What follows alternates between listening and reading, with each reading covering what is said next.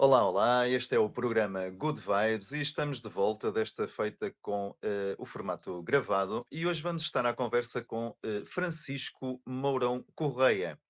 Ele é uma das caras mais ativas, se podemos dizer, no estudo ufológico em Portugal. É também um dos principais responsáveis, digamos assim, pelo movimento da exopolítica em Portugal.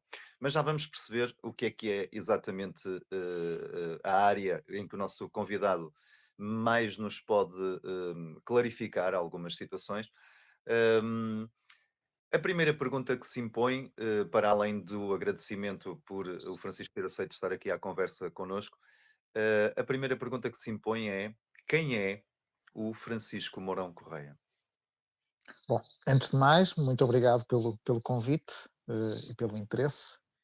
Um, quem é o Francisco Mourão Correia? Bom, o Francisco Mourão Correia, desde pequeno, que de facto teve este interesse pela possibilidade de vida inteligente noutros pontos do universo e, bom, sempre foi um hobby, continua a ser, o estudo. Tive a felicidade de, ao longo dos anos, ter ido encontrando pessoas que me foram abrindo portas, que me foram ajudando nesta busca, digamos assim. Eh, Estamos a falar do professor Joaquim Fernandes, a doutora Fina da Armada, o doutor professor Raul Bringuel, o doutor Mário Neves, o Fernando Ribeiro, enfim, há toda uma série de gente que são considerados quase os pioneiros do estudo em Portugal e com quem eu me fui não só tornando amigo pessoal, mas também me acompanharam nesta busca e, portanto, são pessoas com quem hoje em dia ainda, quer dizer, fazem parte do nosso grupo de trabalho, no Stellar, por exemplo, no Observatório Internacional de Fenómenos Anómalos. E, bom, já estou a divagar um bocadinho do que é que eu sou, mas de facto a minha área vem da área da gestão, do marketing. Sempre tive bom, lá está o fascínio, esta investigação dos fenómenos anómalos, ou o APs, como agora hoje em dia se chama, embora o termo não seja propriamente novo, os OVNIs. Bom, se não basta ver aqui a quantidade de livros atrás, sempre foi um grande estímulo para estudo e para tentar perceber mais o que é que está por trás deste fenómeno. Pronto. E, portanto, lá está. Esta ligação com outras pessoas, e porque uma pessoa sozinha não é ninguém, é preciso trabalhar em grupo, saber trabalhar em grupo, que é fundamental, e, enfim, levou a que fossem criadas organizações pelo caminho, organizações que têm dado o seu passo não só a nível nacional, mas principalmente a nível internacional. Francisco, mas houve algum evento específico que despertou o seu interesse por vida além do planeta Terra, ou foi algo que já Hum, nasceu consigo, digamos assim? nunca houve nada em específico. Eu sempre, em pequeno, gostava imenso de tudo que era relacionado com o espaço, a astronomia, etc. E, portanto, daí, de facto, toda a gente viu a série Cosmos com o Carlos Sagan, o livro está ali, precisamente, ali atrás. Como Carlos Sagan dizia, quer dizer, se somos só nós, é um grande desperdício de espaço, não é? Porque o universo é praticamente infinito e, portanto, essa ânsia por tentar descobrir eh, outras civilizações, outras inteligências para além de nós, foi algo que me fascinou. Portanto, não houve nenhum momento em específico, lá está, motivado por Carl Sagan, motivado se calhar por Sir Arthur C. Clarke, que toda a gente também conhece, e que passava, penso, não sei se era na RTP1 ou na RTP2, já não sei. Um, Portanto, toda esses pensadores, muitas vezes não só astrofísicos, mas também futuristas, que colocavam cenários de possível contacto, não é? Isaac Asimov, por exemplo, e portanto, sim, é um bocado por aí, não há um momento específico, é um gradiente de situações que leva a essa paixão. O Francisco, para quem não sabe, é uma pessoa que trabalha, digamos, aprofundando estas questões com vários organismos e já fez apresentações, por exemplo, na República Checa, na Dinamarca, Alemanha, Espanha, Reino Unido, e é, Brasil. digamos assim, também muito visível, e isso pode-se encontrar, por exemplo, no canal História, em vários programas dedicados a esta temática. Eu não sabia, mas uma rápida pesquisa mostrou-me aqui que o professor já participou em alguns programas da televisão portuguesa, hum, eh, na prova oral, por exemplo, também da Antena 3 com o Fernando O Alvim. Fernando Alvim. Isto foi inclusive estar à conversa com o Rui Unas no podcast que ele Certo, tem, o Maluco Beleza. certo, certo. Basta pesquisarem quem nos. Em ambos as situações, portanto, tanto no Pro Maluco Beleza como o Prova Oral, já lá fui 3 vezes a ambos os programas. O que é que acha hum, que no inconsciente, porque é uma coisa que nós não trazemos muito para, pelo menos para o consciente decidido, se quisermos ver desta forma, o que é que acha que nos fascina tanto no nosso inconsciente por este tipo de coisas, ainda que a maior parte das pessoas, hum, isso são maluquices e tal. Mas no fundo, há um certo interesse, deixam lá ver o que é que estes maluquinhos dizem e tal, e não sei o quê. Há um fascínio que, ainda que meio que envergonhado, há um fascínio por estas coisas. O que é que acha que, na sua perspectiva, nos leva a repudiar numa primeira fase, ou a rejeitar, ou a duvidar numa primeira fase destas questões, e depois haver aquele interesse sorrateiro que permanece ali, que nos impele a ir acompanhando, mesmo que com muito ceticismo? Bom, o fascínio eu acho que faz parte do homem, do ser humano, não é? Portanto, da mesma forma que nós nos aventuramos pelos mares fora, pelo oceano, à procura de novas terras, não é? Eu acho que, e isso está presente também ao longo da história, sempre houve esse fascínio do homem, à noite, olhar para o céu estrelado e pensar o que pode ser aquilo que lá está, não é? Portanto, será que há outros que tentam comunicar connosco? Portanto, eu acho que isso sempre esteve presente e continua presente. Um, Claro que o facto de não haver aquela prova irrefutável de que já houve contacto ou que eles andam aí, portanto, há muitas evidências de que algo se passa, mas não há aquela prova irrefutável. E, portanto, e como não é só isso, como ao longo, principalmente do século XX, houve uma campanha bem orquestrada no sentido de desacreditar o fenómeno, de desinformar acerca do fenómeno, de passar informação que não correspondia à verdade. Isso também, de alguma forma, ajudou a manipular uh, a percepção por parte da sociedade acerca de uma possível ilusão que poderia ser o fenómeno. Portanto, não é à toa, quer dizer, que, por um lado, principalmente nos Estados Unidos, por exemplo, são criadas organizações ou são criados projetos para estudar o fenómeno, mas ao mesmo tempo se diz não há aqui nada para ver, isto é tudo ilusão de óptica, ou é tudo. São tudo alucinações, gás do pântano, não sei o quê, né? Mas ao mesmo tempo existem projetos financiados pelo governo e pelas instâncias militares para continuar a estudar o fenómeno. E, portanto, nós assistimos a isso. Quem acompanha bem o tema sabe do projeto Blue Book, que teve 2 antecessores, o projeto Grudge e o projeto Sign, que estudaram milhares, 12 mil, 13 mil casos entre os anos 52 e 69, que depois fecharam o programa a dizer que não havia mais nada para estudar. E, no entanto, depois, entretanto, muito mais tarde, veio-se a saber que continuaram a haver outros programas paralelos, que inclusive casos que tivessem implicações a nível de segurança nacional não faziam parte desse estudo, desse projeto Blue Book.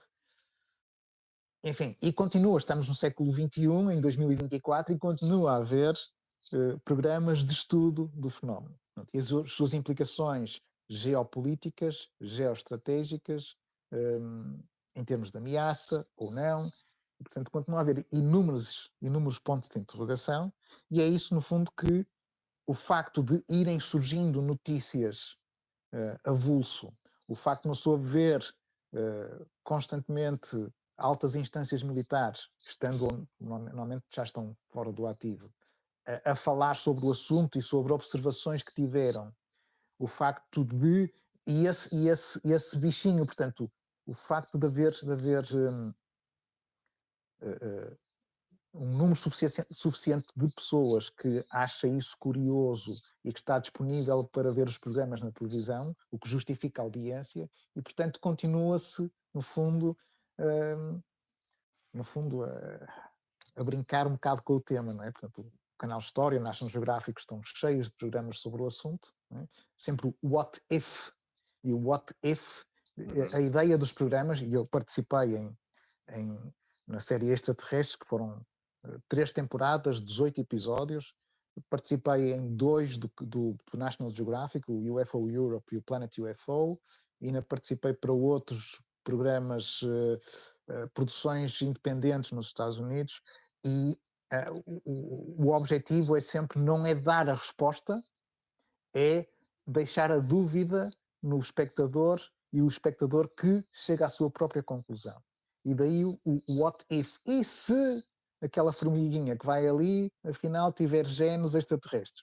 Por mais absurda que possa ser a situação, eles querem é deixar. Claro que isso normalmente não tem. Esquecem-se que o público é demasiado ingênuo, né? E portanto, depois temos desde a comunidade académica a dizer que disparate de programa e não sei o quê, e do outro lado temos gente que acredita em tudo aquilo que vê. E portanto, isso de deixar no ar para que ser o próprio público a chegar à conclusão é às vezes complicado. Nem sempre dá bom resultado. Mas, Francisco, falou aí em questões interessantes, mas para não nos alongarmos assim demasiado, queria-lhe fazer uma pergunta muito concreta. Roswell e Área 51 têm fundo de verdade? Há muito folclore em volta? vá ver, sim para os dois. Portanto, há ali há ali um fundo de verdade e há extremo folclore à volta. Portanto, No esta caso, lógica de informação e de contra-informação interessa exatamente a quem? serve para entreter a sociedade, serve da mesma forma que quando há um acidente numa autoestrada e de repente as pessoas começam todas a travar, não é, para querer ver, e está lá um polícia a dizer: não há aqui nada para ver, siga em frente. As pessoas querem tentar ver e fazem uma fila e tal. Mas as autoridades não estão interessadas. Pá, vocês só estão aqui a estorvar. Por favor, continuem. Podem passar os olhos, mas por favor, continuem. É um pouco assim também. Aqui, portanto, a área 51 sabe-se que existe, durante muitos anos foi negada, mas sabe-se, e depois foi reconhecida como sendo existente. O que se passa lá já é fruto de especulação, mas pelo menos sabe-se que vários projetos ultra secretos foram lá conduzidos, independentemente de terem origem extraordinária, não é? O certo é que foram lá conduzidos N protótipos, por exemplo, para a Força Aérea e não só. Portanto, Há uma teoria, desculpa interrompê-lo, Francisco, há uma teoria que diz que o stealth, aquele avião super, uhum. Sim. acho que é o caça mais moderno dos Estados Unidos, se não estou em erro, Não, não, foi desenvolvido com influências justamente em estudos ou em trocas de informações extraterrestres, por isso. pois, mas isso, enfim, aí depois entramos no diz que disse, não há forma de comprovar isso. E, portanto, isso é sempre terreno muito escorregadio. Até é possível. Agora, não temos forma de o comprovar. O facto de vir alguém a público dizer: atenção, eu participei neste programa em que houve recuperação de objetos e utilizamos a tecnologia reversa desses objetos para construir. Nós conhecemos vários casos de gente que afirmou isso. Daí a conseguir comprová-lo é diferente. Portanto, fica a dúvida no ar. Mas não temos forma de o comprovar porque nunca tivemos acesso à suposta origem da tecnologia ou pelo menos ao objeto caído. Né? Portanto, é um disco que disse. Tudo bem, uma pessoa pode pensar, bom, aquelas pessoas que têm uma alta patente militar, que tinham de facto acesso, o acesso top secret ou acima disso, porque há vários níveis de secretismo, né? Uhum. Isso é sempre uma necessidade de saber ou não, né? Essas pessoas, depois, um dia mais tarde, em que já não estavam abrangidos pelos acordos de confidencialidade, falaram sobre o assunto. Pronto, e uma pessoa pode pensar, sei lá, são pessoas idóneas e que uma pessoa consegue comprovar que de facto tiveram este papel, tiveram esta patente, tiveram naquele local, pronto, são tudo evidências para que abonam na veracidade da informação. Mas não a verificam, porque a informação última não é a patente dele ou que ele lá esteve, não é? É aquilo que ele diz que aconteceu. E isso é mais difícil de lá chegar, como é óbvio. Portanto, serve para nos entreter, serve para nos deixar na dúvida, com certeza. Daí a podermos afirmar a pé juntos, não serve como prova. Não é? Mas existem efetivamente vários relatos, por exemplo, um dos que terá sido dos mais impactantes, digamos assim, foi de David Grush. E há também, sobretudo ali na América do Sul, nomeadamente no Brasil, por exemplo, há vários relatos, vários casos, mas o Francisco também estuda e acompanha o que se passa em Portugal. Fala-se, embora não seja uma coisa muito aberta na sociedade portuguesa, mas fala-se um pouco da Serra da Gardunha em particular. Sim. A questão que lhe quero colocar é, enquanto estudioso destas questões, existem sítios no planeta Terra, aliás, a questão da entrada por um dos polos da Terra para Hum. visitas extraterrestres, por exemplo, também é uma questão muito interessante. Existem pontos no nosso planeta que são mais permeáveis a este tipo de atividades? Extrafísicas, extraterrestres, como lhes queremos chamar. Ahm, Isto não tem necessariamente a ver com a gardunha. A gardunha é um caso em si com muito folclore também. Não é? Portanto, a gardunha começa com a situação do Senhor Américo, e isso foi bem explorado nos encontros imediatos, aquela série da RTP2, do Henrique Oliveira Produções, que quem quiser ir ao YouTube vai encontrar provavelmente os episódios quase todos. E a equipa do STEC, liderada pelo professor Joaquim Fernandes, esteve acampada no local vários dias, para além de ter entrevistado várias vezes o senhor Américo, ter-se feita muita correspondência. Pronto. Nunca foi, pelo menos quando estiveram acampados no local e tiveram a entrevistar também as pessoas locais, etc., não surgiu nada, nenhuma evidência concreta de que aquilo que o senhor Américo dizia era verdade. Portanto, ele via qualquer coisa, ele pessoalmente. Ok. O fenómeno em si é que podia não existir. Portanto, as centenas de observações que ele relatava por dia ou por noite, mais o cosmódromo que ele dizia que existia, que havia uma entrada XPTO, pelos grupos de trabalho que lá estiveram presentes, nunca foi possível comprovar a existência, fosse desse número de observações, fosse de qualquer entrada para um possível cosmódromo. Pronto. Mesmo falando com a população local, na altura, portanto, quando, vamos lá ver, antes de ser dado a conhecer ao público estas observações todas, a população local também, pronto, tinha ouvido qualquer coisa, mas nunca tinha presenciado ou visto. Tinha ouvido, mas não tinha presenciado, nunca tinham visto nada. Só mais tarde, quando é tudo tornado público e estas investigações do STEC e precisamente com a questão do Henrique Oliveira ter posto os encontros imediatos, aí começou a ser um chamariz para muita gente que gosta do fenómeno e começaram a ir em grupos, às vezes até, não é? ou sozinhos, fazer as suas observações, e começou, quer dizer, a própria população local, dá-me a ideia que se sentiu quase motivada para acompanhar também aquela peregrinação, não é?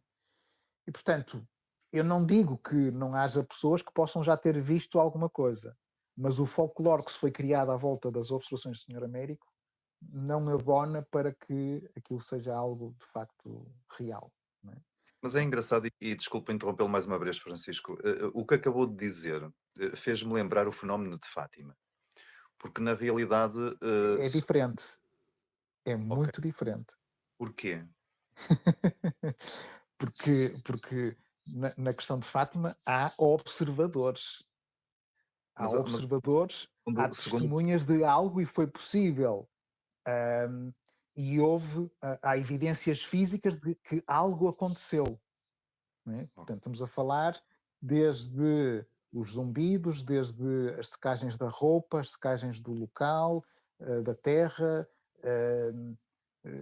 efeitos físicos presenciados em viaturas locais, portanto, há todo estamos a falar do dia eh, 13 13 de de maio, outubro, não é? Pronto, 13 de 13 outubro. 13 de outubro, portanto, a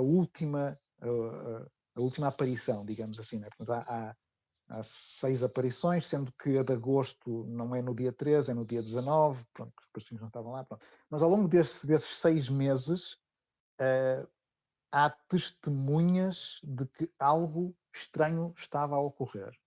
E, portanto, para além dos 3 pastorinhos, há gente à volta que corrobora que algo estava a acontecer, para além do diz que disse. Não é? ok, É um bocadinho diferente. Aqui estamos a falar de uma única pessoa uhum, que relata inúmeras observações, ele tem os seus diários, etc., mas que, quando alguém vai ao local para tentar presenciar o fenómeno, já que o fenómeno é tão recorrente, apesar de lá terem estado num período de tempo considerável, nada foi registado, nem em termos de observação, nem em termos de alterações do campo magnético, nem nada. Portanto, não havia indícios de nada a não ser o diz que disse. É um bocadinho diferente. Em termos de Fátima, há muita documentação, há manipulação de informação também. E há também uhum. criado um certo folclore à volta da coisa, com certeza. Mas é um bocadinho diferente. Há muita documentação mesmo e há muitas testemunhas. É diferente. Quanto a locais estratégicos, ou que sejam tipo hotspots, não é? de observação, sim, existem. O que é que isso quer dizer? Há quem faça correlação com as chamadas ley lines ou Uhum. alterações de campos magnéticos ou whatever. Inclusive, ou relação com conflitos armados, né? Experiências militares,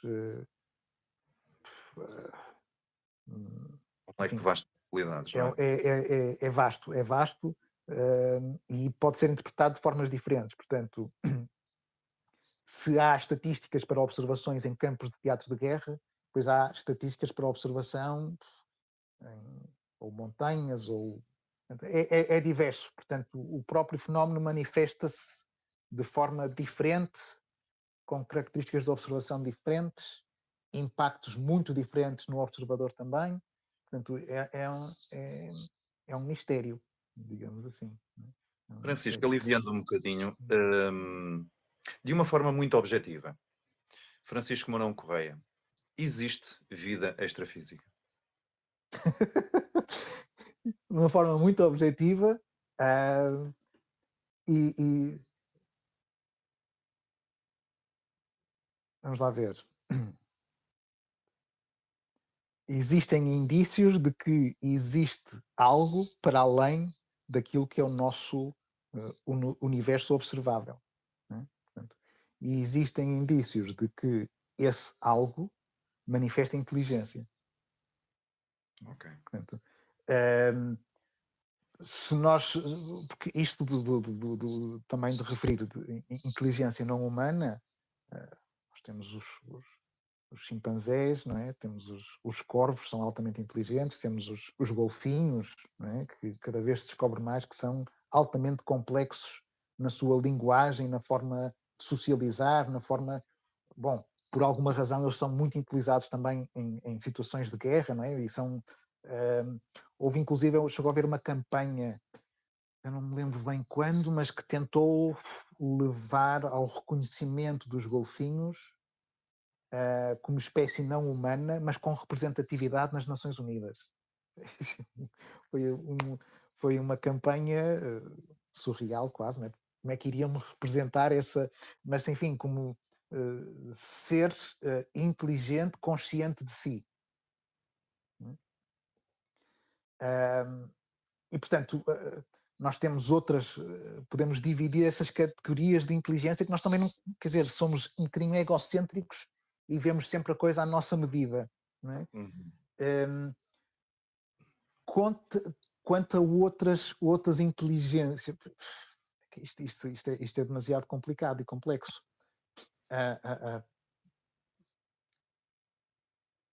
Vamos lá ver, dentro daquilo que é considerado hipótese, nós temos a possibilidade interdimensional, né? Temos a possibilidade do extraterrestre, portanto, seres, nem que humanoides ou não, mas não digo que seja de carne e osso, mas pelo menos seres físicos, pronto, de outro ponto do universo, e extratemporais, portanto, fora do nosso espaço-tempo. Ok. E são hipóteses que são debatidas mesmo dentro da academia. Inclusive, há uma hipótese que uma das origens sermos nós próprios do futuro. Que acho fabuloso, mas isso debate-se também. E, portanto, quando pergunto objetivamente, existe? Eu não lhe consigo comprovar que existe. Mas consigo, face aos inúmeros reportes e experiências que existem evidências suficientes para apontar que, que há uma forte probabilidade de não estarmos sozinhos, mas também o que é que isso quer dizer é relativo. Podemos, se calhar, não estar sozinhos aqui mesmo, lá está a interdimensionalidade, e também não estarmos sozinhos no universo infinito. Ok. E, portanto, como é que eles chegam cá, esses outros seres físicos de outro ponto do universo? Como é que chegam cá? Provavelmente terá que ser com recurso a uma tecnologia ou conhecimentos da física diferentes daqueles que nós conhecemos. Se for uma questão interdimensional, também é com recurso a algo que nós não conhecemos, mas conseguem manifestar aqui. E depois há uma relação curiosa que se vai fazendo com a paranormalidade. A paranormalidade, será que tem alguma coisa a ver com... Portanto, são manifestações de algo paralelo em que, de acordo com a vibração a que estão sujeitos, podem ser percepcionados por determinadas pessoas ou não? Uhum. Há várias questões aqui.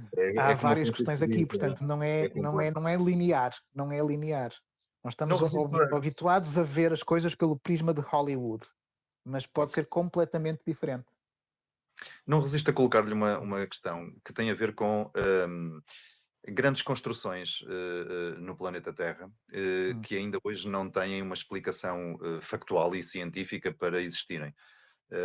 Stonehenge, pirâmides do Egito, por exemplo, Machu Picchu e muitos outros, que supostamente, e lá vamos nós aqui agora para o campo do What If, não é? Que aborda muito essas questões. E se algumas das grandes construções que hoje supostamente o homem não tem tecnologia para ainda fazer, e se tiverem sido de facto construções, vamos dizer desta forma, por inteligências que nós ainda não dominamos e desconhecemos, e se, duas perguntas numa, e se nós próprios formos originários de uma dimensionalidade diferente? Tudo isso são hipóteses muito, muito exploradas pelos diversos documentários, não é? Que a pessoa passa a vida a ver no canal de História, etc. O Ancient Aliens, que vai na sua 21ª, 22ª, temporada, e nos Estados Unidos é incrível, aquilo é um filão de ouro, de facto, aquela equipa, precisamente dos 4 principais apresentadores, eles fazem turnê mensal por cada um dos estados. É impressionante, e têm sempre a casa cheia. É impressionante, aquilo é, de facto, é uma mina de ouro. Ora bem, que tenham sido construídos por inteligências avançadas, acho um bocado rudimentar. Portanto, inteligências avançadas terem se dedicado a construir monumentos em pedra que, que Há uma teoria, possa. desculpa interrompê-lo novamente, Francisco, mas há uma teoria que eu acho muito fascinante que tem a ver com a Nazca. Hum, e uma Sim, delas que eu acho extraordinária é justamente ter sido, ou ser até ainda, uma pista de sim, sim, sim, sim, aterragem sim, para sim, sim, sim, sim, naves sim. Essa, espaciais. essa, essa teoria é explorada e inclusive já vi pilotos a defenderem, né? Pelo facto de serem digamos, desenhos, entre aspas, que só conseguem ser vistos do alto, não é? É, E, do alto, portanto, exatamente. ou pelo menos interpretados do alto. E, portanto, algumas características poderiam apontar que poderiam ser vistas como pistas de. Mas mesmo assim, quer dizer, essa abordagem é sempre vista na perspectiva do olho humano. Portanto, nós construímos os nossos aeroportos assim e, portanto, podemos encaixar esta forma de ver os aeroportos ali também, o que pode não ser necessariamente, né? Verdade. Outras inteligências necessariamente poderiam ter formas de pensar diferentes. Mas quanto às pirâmides, quanto a Machu Picchu. Machu Picchu e várias outras que são várias vezes mencionadas, um, pode haver aí, de facto, ainda não, principalmente nas pirâmides do Egito, não foi ainda conseguido replicar a forma de construção a engenharia que foi necessária para construir aqueles monumentos com a dimensão que têm e a precisão que têm. Não Hum. é? É um quebra-cabeças, de facto.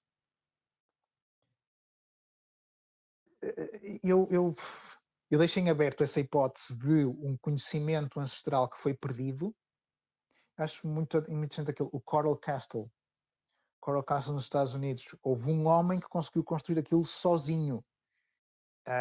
Pedras com um peso significativo em que uma pessoa empurra com o dedo e ela abre. Né? Portanto, o Coral Castle é o exemplo de como algo pode ter sido construído com recurso, eventualmente uma das teorias é que seja com recurso à vibração, e que uma determinada vibração consiga levantar aquelas estruturas e seja possível, no fundo, deslocá-las e colocá-las, tipo puzzle, né? Com a correta vibração. Porque isso que o Francisco está a dizer agora também é muito interessante, porque há também a teoria de que não terá sido uma construção, não terão sido construções feitas por vidas que nós desconhecemos, não é? Ou por extraterrestres, chamemos-lhe assim, mas sim por civilizações que atingiram um grau de especialização e de arqueologia, estupidez, de arquitetura, que se perdeu depois aqui com várias situações, não é? Porque também há quem acredite que já tivemos, o planeta Terra já teve várias civilizações e Uhum. que o conhecimento não passou de umas para outras, terá passado uma coisa muito mínima. Acredita nessa visão? Eu acho possível, quer dizer, que, portanto, há 12 mil anos atrás, sensivelmente 12 mil anos atrás, terá sido o grande dilúvio, não é? Portanto, um cataclisma que provocou o desaparecimento das populações na altura, das grandes civilizações que pudessem existir na altura. Portanto, haver um conhecimento perdido, aqui um elo perdido com outras civilizações que dominassem algum tipo de conhecimento, nomeadamente fosse, por exemplo, esta questão de manipulação através da vibração ou através do som, por exemplo, né? Também é uma vibração. Um, tudo isso, agora, o porquê de facto de eles estarem alinhados com determinadas constelações, respeitarem determinadas geometrias, tudo isso é fantástico, lá está, sujeito a mil e uma especulações, porque nós não conseguimos lá chegar, nós não conseguimos perceber o porquê. Por exemplo, esta questão das vibrações também está ligado a os crop circles, não é? Aquelas formações nos campos de milho, de centeio, etc., ali no trigo, ali na zona de Avebury, Salisbury, na Inglaterra. Sabe-se que muitos deles são feitos, têm ação humana, muitos outros dá a entender que não. E, portanto, foram filmadas orbes no local, foram registadas anomalias no campo magnético. Daí lá Há está. registro desse tipo de formações desde o século XIV, penso eu, se não estou em erro, e, portanto, leva-nos a pensar, bom, pode não ser necessariamente uma inteligência que esteja ali por trás, mas algo se passa. Mas lá está, aí às vezes também há a influência do tal, eu não lhe queria chamar folclore, mas da paranormalidade, porque, por exemplo, estou-me a lembrar fugiu-me agora o nome, mas há uma série muito interessante que explora a paranormalidade e a existência de outro tipo de energias e etc. E eles usam muito esse termo das orbes energéticas que se conseguem filmar, fotografar e etc. Um, Depois há aqui uma certa mistura que pode desvirtuar um bocadinho este tipo de abordagens, não é? Porque a pessoa quando não entende, não compreende aquilo que está a ver, não é? Vai tirar as suas próprias conclusões e se não estiver bem informado ou não estiver bem preparado para digerir aquilo que viu, e depois quem conta um conto acrescenta um ponto, não é? Portanto, na sua divulgação daquilo que viu, passado X boca a boca, já houve uma deturpação daquilo que foi observado. E eu achei muito curioso, eu estive lá a filmar também para um documentário em Stonehenge, em Salisbury, tivemos dentro de uma formação que tinha ocorrido lá. Não tem nada de diferente. Agora há, e falei com alguns especialistas porque conseguem apontar que quando portanto, as plantas são simplesmente espalmadas ou quando são dobradas com recurso a microfrequências, não é? Que o próprio caule ganha ali, sofre uma espécie de uma explosão e se dobra. E eles conseguem detectar isso tudo nas formações. É muito curioso, há formações que de facto surgem muito perto, toda aquela zona, não digo ladeada, mas tem lá várias bases militares, estão constantemente a passar daqueles helicópteros militares grandes ao fundo, e algumas destas formações surgem muito perto da base militar ou às vezes dentro da própria base e portanto em espaço restrito, que haja alguém que que se aventura a fazer algo, seja dentro da base ou perto da base e não seja imediatamente identificado, não é? Estas formações que muitas vezes ocorrem da noite, quase sempre da noite para o dia, é um fenómeno muito curioso que desperta muito interesse mesmo dentro de investigadores conceituados e com papers publicados.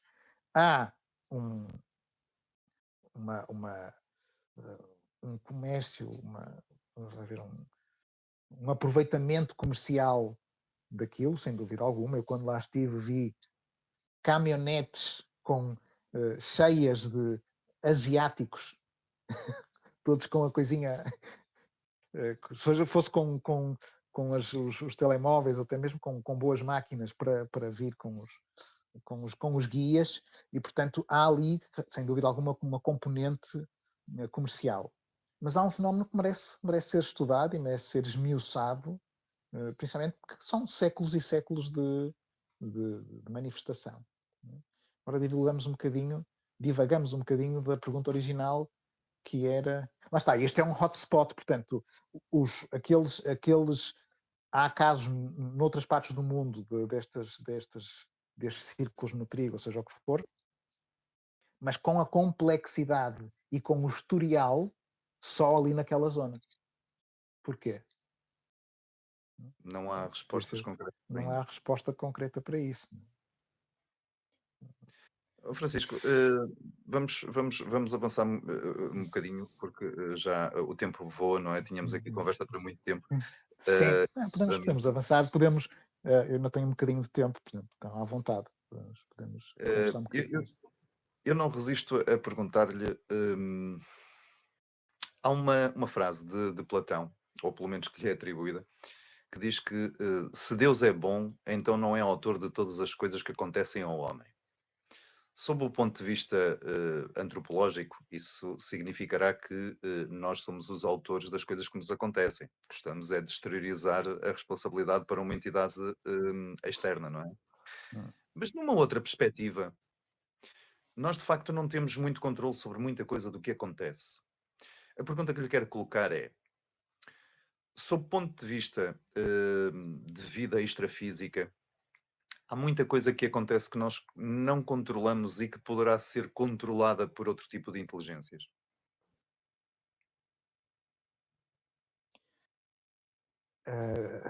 Para quê? Com que propósito? Vamos lá ver. É que isso depois leva-nos para campos difíceis, muito filosóficos, esotéricos, etc. Né? Que é a interpretação da realidade. Né? E estamos nós sujeitos ao livre-arbítrio ou não? É uma pergunta ainda mais complexa do que estar a estudar, estar a falar sobre homenzinhos verdes. Não é? Portanto, o que é a realidade? Estamos nós sujeitos à lei da natureza ou não? O que é o livre-arbítrio concretamente? Não é? Nós estamos sujeitos às leis da natureza, sem dúvida alguma. Portanto, aí não temos controle sobre o quê. Existem entidades que podem controlar as forças da natureza?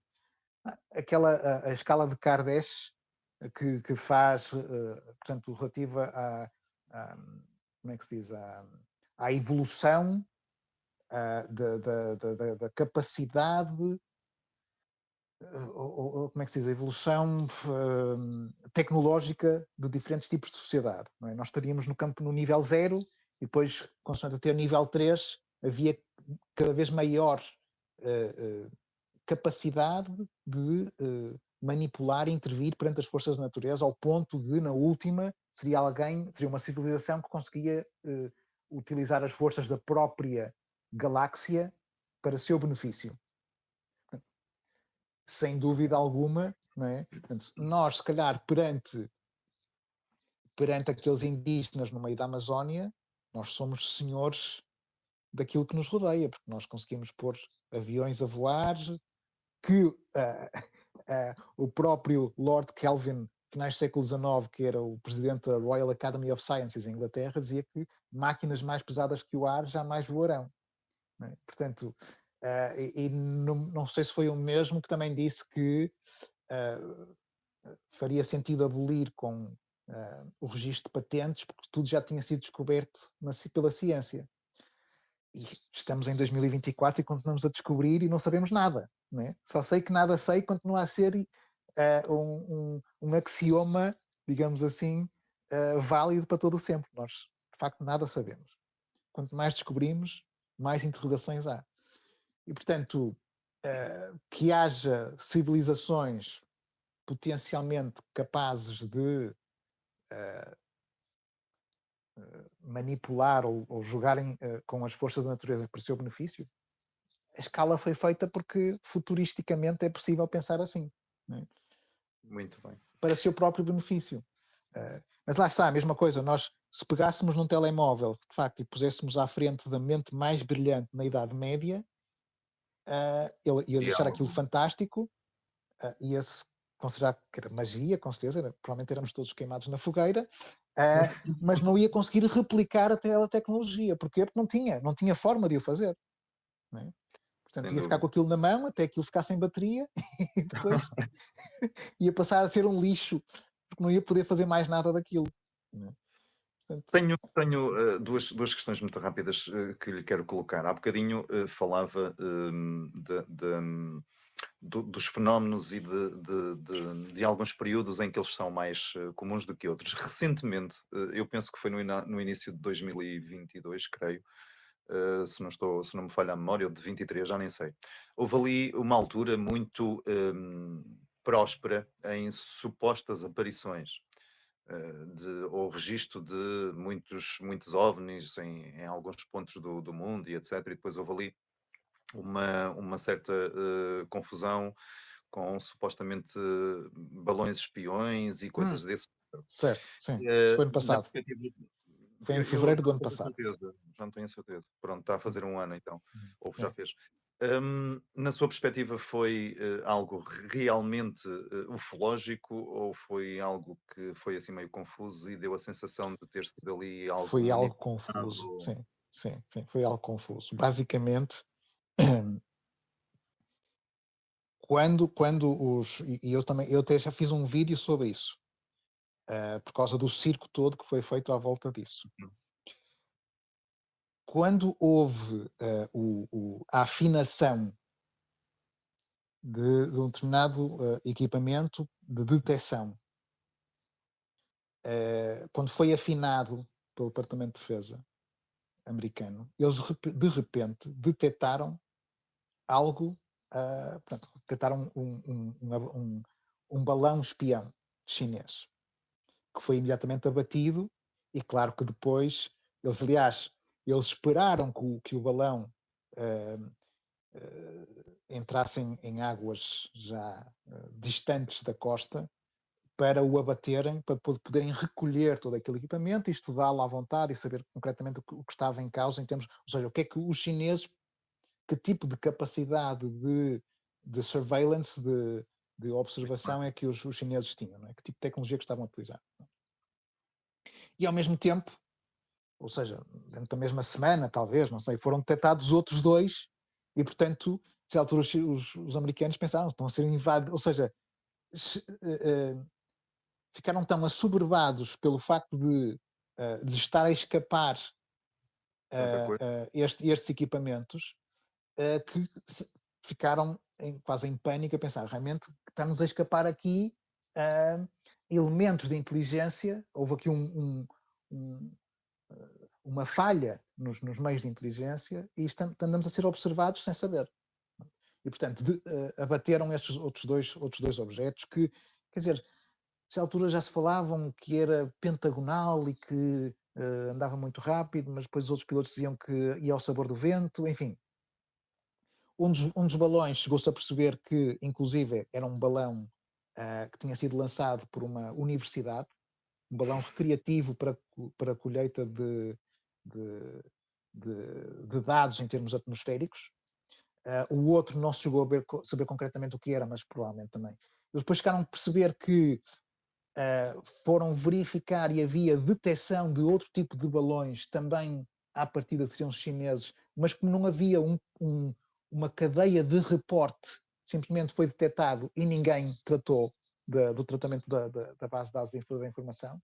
Portanto, já na altura, desde 2016, na altura do Trump, e portanto havia uma série de objetos que caíam dentro das características do balão, que tinham sido detectados, mas não tinham sido processados, né? Porque não havia uma cadeia, não havia um procedimento de reporte disso. Da mesma forma que também não há, de facto, para objetos voadores não identificados, portanto, oficialmente, aquilo que desde 2017, depois com a publicação do New York Times daquela notícia, da existência do ATIP, do Programa Avançado de Identificações de Ameaças Aeroespaciais, que o Departamento de Defesa tinha estado tinha estado em operação e com o Luís Elizondo à frente desse programa, etc. Isso fez com que, de repente, houvesse interesse por parte do Congresso para que fossem implementados procedimentos de reporte de observações de objetos. E, portanto, antigamente não existia, portanto, e por isso também havia aquele estigma todo, e, portanto, qualquer observação que fosse feita não havia um seguimento para processamento da informação.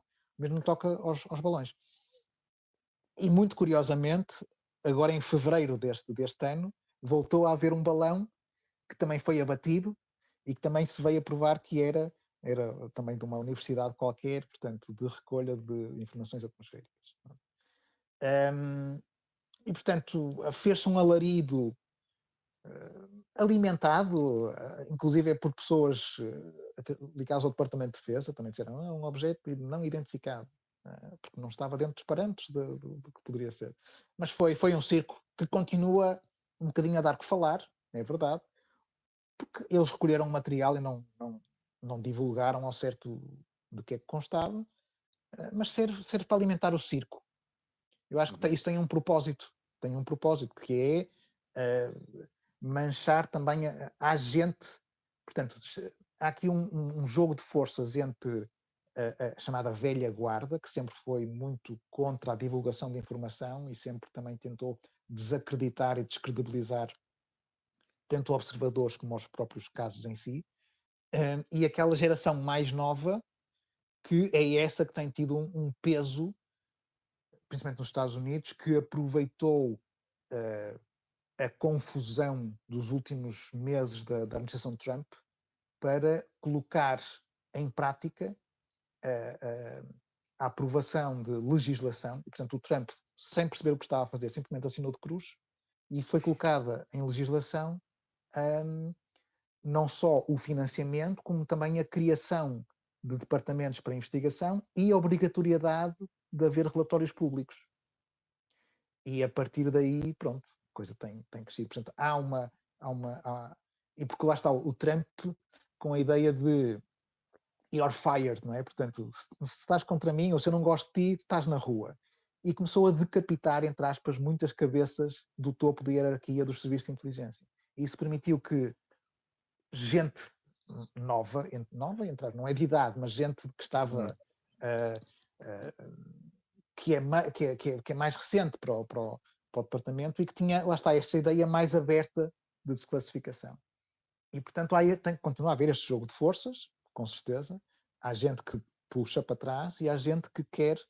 E agora, a emenda Schumer, que esteve para ser aprovada em novembro, era extremamente ambiciosa. Fez também um certo circo, porque as pessoas acho que ingenuamente, portanto, a linguagem que lá estava era demasiado boa para ser verdade.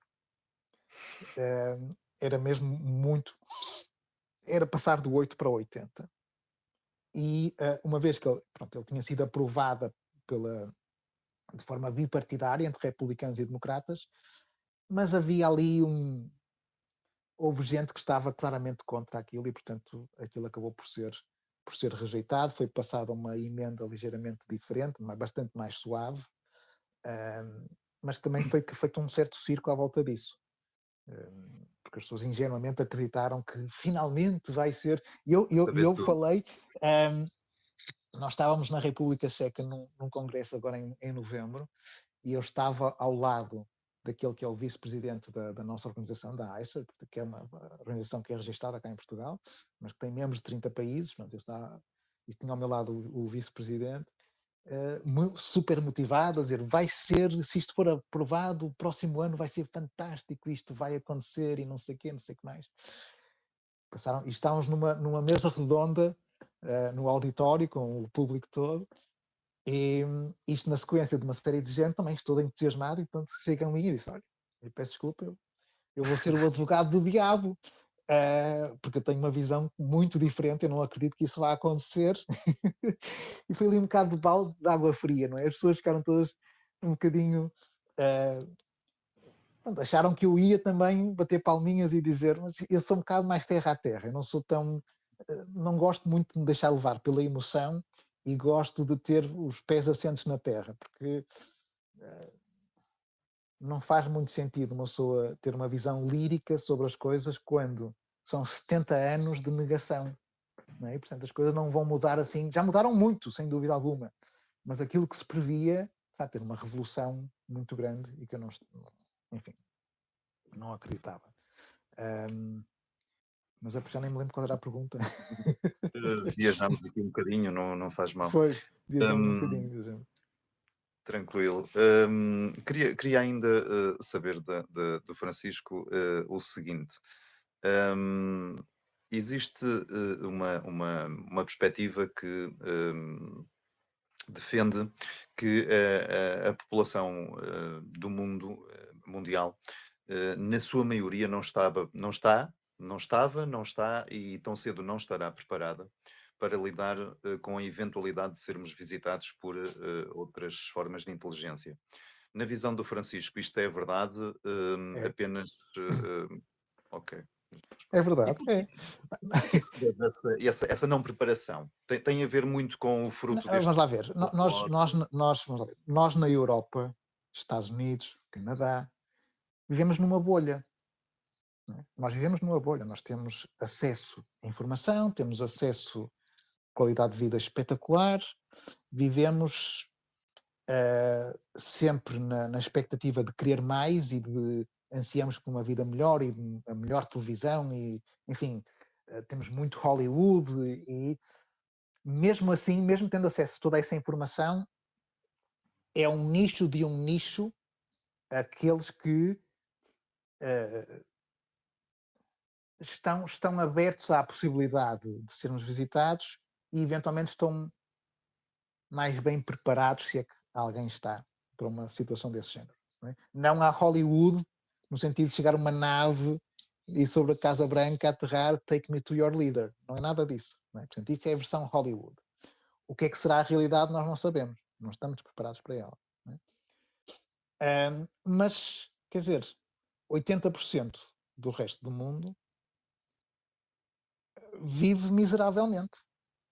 Tem outras prioridades, nomeadamente sobreviver, ter comida para os filhos, ter trabalho, passam por guerras, passam escravidão, exploração, enfim, aquilo que se passa em África, aquilo que se passa no Médio Oriente, muitas partes da Ásia, enfim, mesmo em algumas partes da América Latina, com aquela violência toda, aquela gente toda que anseia por ir para os Estados Unidos porque não tem condições de vida, porque são as guerras entre os gangues por causa da droga, seja por, enfim, mil e uma coisas, não há condições. E, portanto, o resto do mundo, ou porque não tem acesso à informação, nós somos ver, em termos de estatísticas, a quantidade de gente que não tem acesso sequer à eletricidade em África é monumental. E nós aqui da Europa olhamos de cima, mas quer dizer, a maioria das pessoas não tem noção das dificuldades que essa gente passa todos os dias. Levantar de manhã para fazer quilómetros para ir buscar um balde de água para depois ter água, não é? Nós abrimos a torneira e temos água. Portanto, nem os nossos filhos têm noção, não é? Porque vivemos numa bolha. Nós fazemos um corte no dedo e vamos ao centro de saúde tratar. Aquela gente não tem acesso nem a isso, nem a um curitas. Não é? E, portanto, vivemos todos numa bolha. Aquela gente... e depois, vamos lá ver, se nós formos olhar para aquilo que os europeus fizeram quando chegaram ao Novo Mundo, Uhum.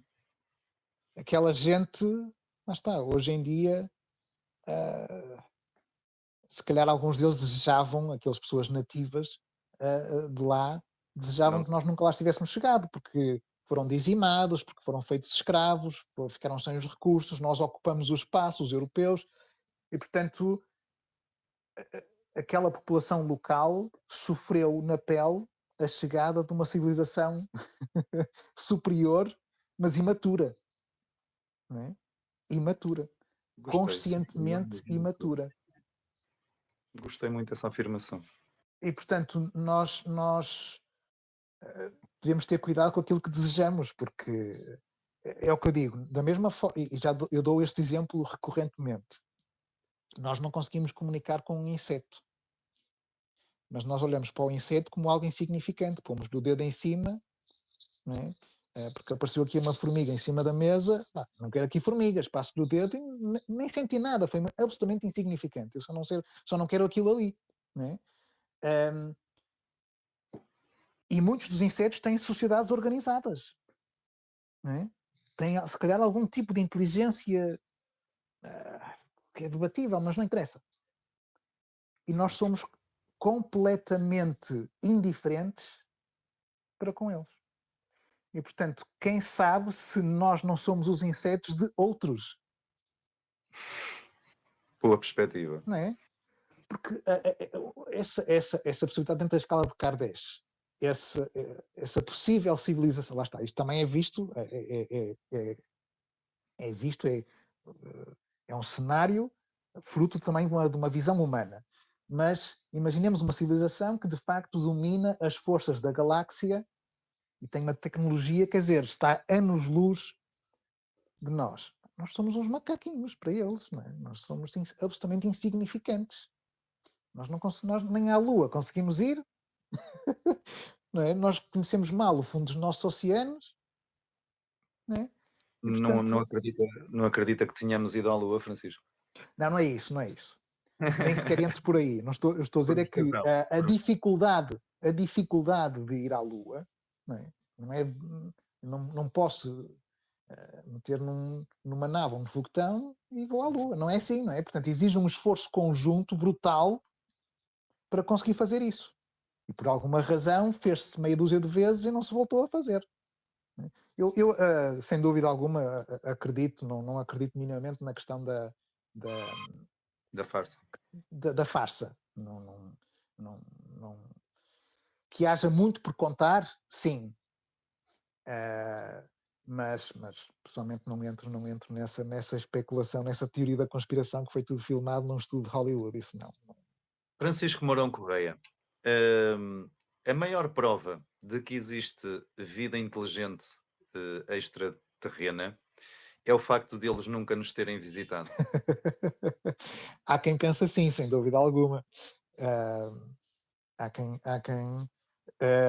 lá está, acho que primeiro que somos demasiado perda de tempo, né? Demasiado desinteressados, demasiado desinteressantes, ou seja, o planeta em si, pela biodiversidade que tem, sem dúvida alguma, é um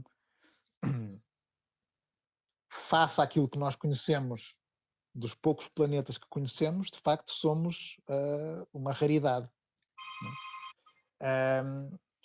Mas daí, bom, pois, somos para quem que seja altamente desenvolvido, somos insignificantes.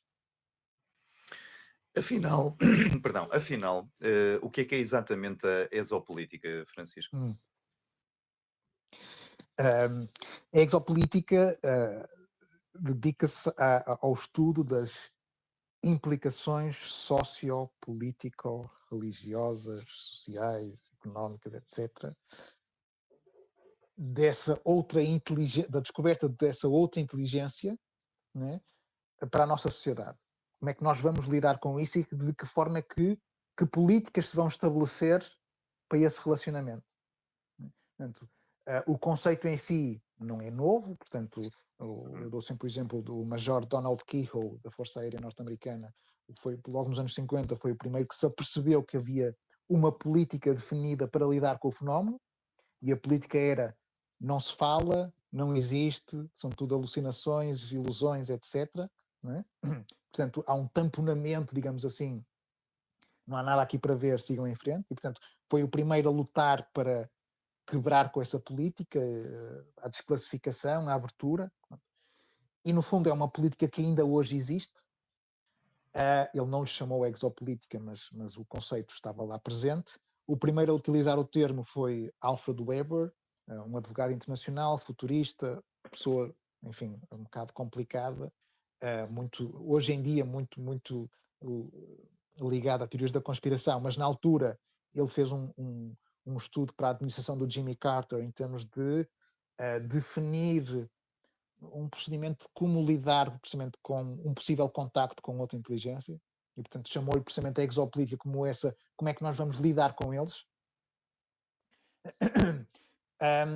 Entretanto, enfim, foi criado um movimento muito associado ao ativismo, em termos de basta mudar essa política de desinformação e tornar a coisa mais clara, mas também em termos de educação da sociedade, dos políticos, criação, lá está, possível legislação em termos de lidar com o fenómeno e criar cenários futuristas de como nos relacionarmos.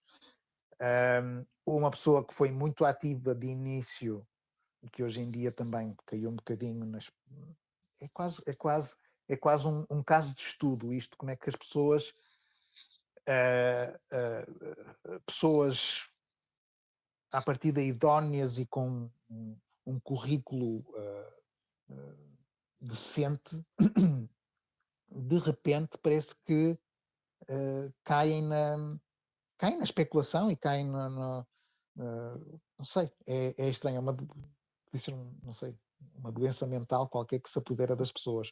E estou a falar concretamente também do Michael Salla, que foi ele que criou o Instituto da Exopolítica, do qual eu ainda hoje em dia faço parte como advisor, e eu dei palestras com ele, conheço-o pessoalmente, mas hoje em dia não me revejo nas posições que ele toma. Portanto, ele é um académico, ele inclusive é curioso porque ele fez parte da equipa que esteve a mediar o conflito Timor-Leste, Indonésia-Portugal. Portanto, ele tem um doutoramento em resolução de conflitos e teve dentro dessa equipa das Nações Unidas a mediar o conflito Timor-Leste, Indonésia-Portugal.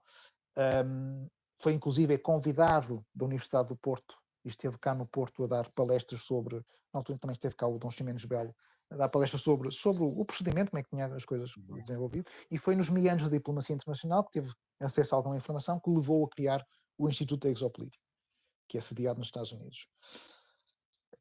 Ele que em 2009 inclusive chegou a expulsar o Alfred Weber do Instituto precisamente pelas suas posições extremistas e sensacionalistas, e de repente ele próprio caiu nessa mesma, portanto foi quase um reviver daquilo que tinha acontecido com o Alfred Weber. Ele depois de repente começou também com essa coisa de what if, e o what if é um grande guarda-chuva que abarca mil e uma conspirações.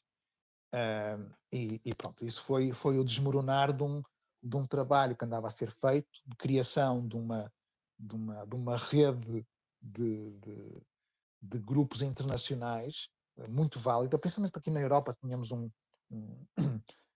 grupo tínhamos vários grupos, mas era uma network muito válida, muito interessante, que com as posições um bocado mais extremadas do Michael Salla acabou por implodir. E houve muita gente que saiu e tivemos que tomar outros rumos. Muito bem, E basicamente Francisco. é isso. Impõe-se temporalmente a última questão temática, e é a seguinte. Acredita que ainda na nossa época de vida veremos uma mudança significativa em termos de consciência para o facto de existirem outras formas de vida, de inteligência, e que a nível de governos, instituições e etc., haja efetivamente um olhar mais verdadeiro para estas questões e não tão oleodesco como referia. Eu acho que estamos num processo de mudança, sem dúvida alguma. Portanto, 2017 é um marco, eu chamo-lhe tipo um reset. Um reset porque eles começaram a falar em casos desde 2004, portanto, tipo quase a passar um pano sobre os casos mais antigos, e nós vamos recomeçar com a libertação de informação, portanto, negando quase a componente histórica do fenómeno, e vamos olhá-lo sob uma perspectiva mais atual. E sem dúvida alguma que desde 2017, 16 de dezembro de 2017, houve uma evolução considerável na abordagem do fenómeno, principalmente nos Estados Unidos. A criação de legislação, a ocorrência, terem havido audiências no Senado e no Congresso, ter sido disponibilizadas verbas para a investigação, terem criado grupos sérios de investigação. De repente, o facto de Avi Loeb, professor de astrofísica de Harvard, a pessoa mais conceituada e mais galardoada em Harvard, publicou aquele livro, penso que é mesmo, não é extraterrestre, mas bom, não interessa. Ele publicou um paper também sobre a possibilidade de aquele corpo celeste, o Oumuamua, que foi um corpo celeste, espécie de um asteroide que terá vindo de fora do sistema solar e que fez aqui teve um comportamento anormal que foi identificado como sendo de origem artificial, digamos assim. E, portanto, ele não teve problemas em dar a cara por isso, portanto, defender a artificialidade daquele objeto. E isso levou depois à criação do projeto Galileu, a possibilidade de investigar outros casos semelhantes e começou de repente a trazer mais académicos e começaram a surgir o professor Hakam Kayal da Universidade de Würzburg, a doutora Beatriz Villarroel do Nordic Physics of the Nordic Institute of Physics, entre muitos outros. Portanto, começou a haver um amainar do estigma, digamos assim, um desaparecer do estigma, e a academia começou a olhar para isto com outros olhos e a querer perceber que fenómeno é este, independentemente do caso do Avi Loeb, que estamos a falar de um objeto celeste, portanto fora da nossa atmosfera, mas que a academia começou-se a interessar pelo facto, por exemplo, aqueles 3 vídeos que o Pentágono libertou depois em 2018, né? Que físicas ou que como é que se diz, que elementos é que podem ser postos à prova, podem ser estudados, portanto, seja em termos de detecção, seja em termos de análise daquilo que é reportado, e, portanto, caminhamos a passos, eu não digo a passos largos, mas pouco a pouco, Mais para pelo menos notórios. esse estigma que estava na comunidade académica, e hoje em dia há grupos muito diversos, com gente muito credível a falar sobre o assunto, nem sempre em público, mas muitas vezes de forma reservada. Temos agora o caso do eurodeputado Francisco Guerreiro, que colocou várias questões por escrito ao Parlamento Europeu sobre o fenómeno OVNI, sobre que procedimentos de reporte é que existiam na União Europeia, que influência que isso tem em termos de invasão do espaço aéreo, segurança, etc. E, portanto, embora ele não se vá recandidatar, mas está a abrir aqui uma porta para uma possível discussão. Nós próprios também dentro da AISA já tínhamos colocado algumas questões, portanto tem havido alguma correspondência, pelo menos ou seja, temos documentos por escrito de algum reconhecimento do que da falta de informação e de informação que como é que se diz, tem sido Interessante. como é que se diz, agora falha-me o termo, mas não tem sido divulgada, pelo menos a parceiros, etc. Uhum. Há um reconhecimento de que, ou seja, há muitos que estão fora, não têm conhecimento de nada, e outros que têm noção de que algo se passa, e que merece ser estudado. E, portanto, sim, eu acredito que, da forma como as coisas vão andando, pelo menos o mundo ocidental possa estar mais desperto para encarar o fenómeno de forma diferente. Não com essa ridicularização, mas tendo consciência que provavelmente há aqui há uma inteligência que merece ser estudada. Muito bem. Francisco Mourão Correia, foi um gosto enorme ter estado aqui à conversa consigo, absorvendo alguns dos conhecimentos e das sementinhas que nos deixou como interrogações e como possibilidades. Agradeço-lhe de facto E eu de é que coração. agradeço o convite, foi uma conversa muito agradável, espero poder ter outras dentro do mesmo nível. Não é? Muito bem. Foi muito bom, foi muito bom. E tudo aquilo que ajuda a esclarecer as pessoas, não é?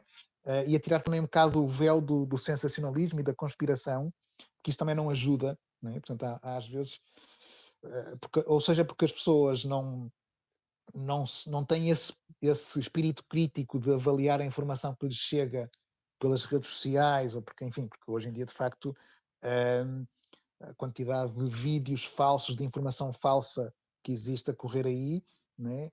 Ah, ou seja, a internet, se por um lado ah, aproxima as pessoas e ajuda também a divulgar muita informação, sabemos também que é muito utilizada para a desinformação. E como a maioria das pessoas não tem espírito crítico, absorve tudo aquilo que se lhes é dado, só porque alguém que é próximo lhes disse que sim, torna muitas vezes também difícil passar a mensagem correta. Muito bem. Um grande abraço, Francisco. Já agora, Obrigadíssimo. quem vai ver o programa, depois podem procurar, seja no motor de busca no Google, seja nas redes sociais, por Francisco Mourão Correia, vão encontrar Ou muito material. exopolitica.pt e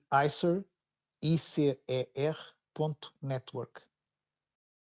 Muito bem, fica aqui a deixa. Aproveitem, pesquisem, informem-se e aproveitando aqui o que o Francisco agora partilhou connosco, saibamos crivar mais um bocadinho a informação que nos chega e desenvolver esta tónicazinha que o Francisco deixou aqui muito importante, que é cultivarmos um bocadinho o espírito crítico e não absorver logo ali à superfície o que nos chega no imediato, porque às vezes o ditado é antigo, nem tudo aquilo que reluz é ouro, não é? Sem Francisco, dúvida alguma. efetivamente, última questão. Francisco Mourão Correia, para si, o que é a vida? Bom, um, isso, pois, o que é a vida? Uh, Tudo aquilo que não é inanimado, não é? Tem vida. Não é? Tudo aquilo que se mexe e tem um propósito dentro da natureza, uh, daí a passar para consciência, não é? Ter consciência de si próprio já é um nível diferente. E nós não temos bem a noção se os animais ou que tipo de animais têm consciência de si próprio ou se age apenas quase como mecanicamente por instinto. O que é que isso significa? Isto enfim, é uma pergunta demasiado filosófica para responder em 5 minutos. Um, É um milagre? se calhar é. Se calhar é. Uh, uh, se nós virmos a dimensão do universo, de facto a vida parece só ocorrer em determinadas condições. Né? Portanto, a maioria dos. Nós conhecemos muito pouco, mas pelo menos no nosso sistema solar, só este planeta. Ah, não, mentira. Por acaso é mentira. Existe a possibilidade, ou pelo menos a hipótese levantada, de que em algumas luas de Júpiter e Saturno possa haver, haver vida, algum tipo de matéria orgânica, vida, ainda que simples, naqueles mares gelados, etc. Vida mais complexa, porque depois é preciso distinguir isso, não é? Que é vida simples e vida complexa. Pois, mas se calhar só perante determinadas condições é que surge vida e surge a potencialidade dessa vida se tornar mais complexa e eventualmente originar consciência. Não é? Sendo que depois há a hipótese de é o universo em si também consciente ou fruto de uma consciência superior. Portanto, É uma e a é verdade consciência muito boa. precisa. E a consciência em si é vida ou é só consciência? É, Questões. questões para um filósofo. Mesmo. Francisco, Porque se calhar mesmo, só uma outra, força. se calhar mesmo um biólogo e um neurocientista terão visões diferentes do que é vida para um filósofo, por exemplo. Sem dúvida, sem dúvida. Eu não sou a pessoa Francisco, ideal para responder a isso, sem dúvida alguma. um grande abraço no seu coração, Obrigadíssimo. Um por grande causa abraço também também. do seu trabalho e Hum. já sabem, malta, façam o favor de deixar um likezinho neste vídeo se gostaram do conteúdo, de partilhar também. acompanhem o Good Vibes, porque é o programa onde só as boas vibrações importam. Um grande abraço, Francisco, uma vez mais. Muito Um grande obrigado abraço pela partilha e pela disponibilidade. e obrigado eu pelo convite e por também terem interesse neste tema. Sim, senhor. Muito obrigado. Fiquem